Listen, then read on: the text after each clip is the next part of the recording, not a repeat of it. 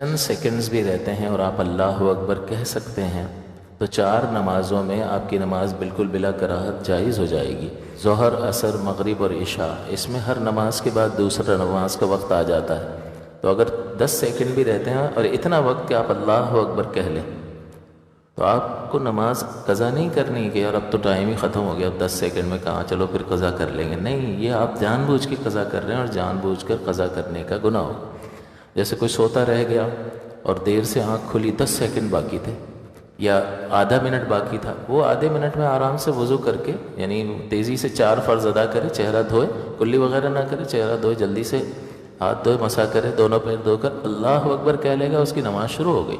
اب چاہے وہ باقی ساری کی ساری رکعات اگلے وقت میں بھی ادا کرے گا تو یہ ادا شمار ہوگی، سوائے فجر کے۔ فجر میں طلوع فجر یعنی فجر کا وقت شروع ہونے سے پہلے پہلے آپ کو سلام پھیرنا ضروری ہے۔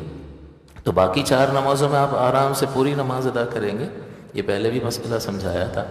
اور فجر کی نماز میں آپ کو تیزی سے ختم کرنی ہے۔ اگر آدھا منٹ رہتا ہے تو آدھا منٹ میں 2 رکعت پڑھ سکتے ہیں یا نہیں پڑھ سکتے؟ پڑھ سکتے ہیں۔ اللہ اکبر کہیں، الحمدللہ رب العالمین، اللہ اکبر۔ ایک آیت پڑھنے سے قرأت کا فرض ادا ہو جائے گا۔ باقی جتنی بھی قرأت ہے، سورہ فاتحہ کو مکمل کرنا اور 3 آیات کا ملانا یا چھوٹی سورت ملانا جو ہے وہ واجب ہوتا ہے۔ واجب جان بوجھ کے چھوڑ دیں کیونکہ وقت نہیں ہے، عذر ہے، لہٰذا ہمیں فجر کا وقت ختم ہونے سے پہلے سلام پھر۔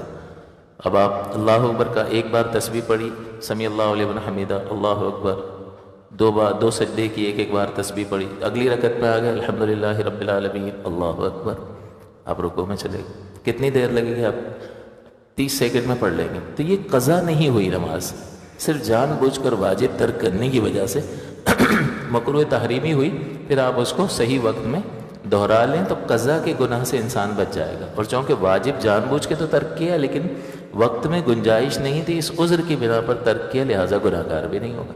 تو اگر ہمیں علم حاصل ہو تو ہم پڑھنا چاہتے ہیں، کرنا چاہتے ہیں، لیکن بعض اوقات نامعلوم ہونے کی وجہ سے، جہالت کی بنا پر، عدم علم کی بنا پر ہم وہ غلطی کر جاتے ہیں کہ جس کا بہت بڑا وبال ہے۔